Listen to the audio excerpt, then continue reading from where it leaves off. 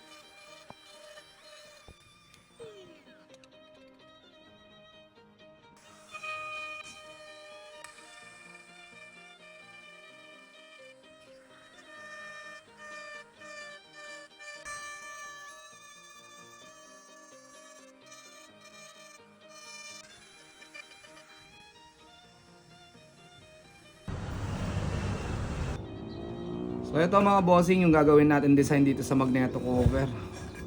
So halos kamukha lang nung isa, kaso iniba ko ng konti.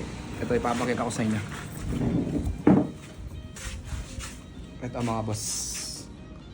So ito yung isa na ginagawa natin. Magiging kagaya lang ng dalawang to, yung nasa gilid. So Versace dito, Versace din dito to. Tapos may GRP dito, kagaya nito. So pareho din nasa ibaba at saka nasa itaas yung ilalagay natin dito. So itutuloy ko na lang yung video mga bossing kasi mag-aayos muna ako para sa bisita iglesia. Bibisita kasi tayo.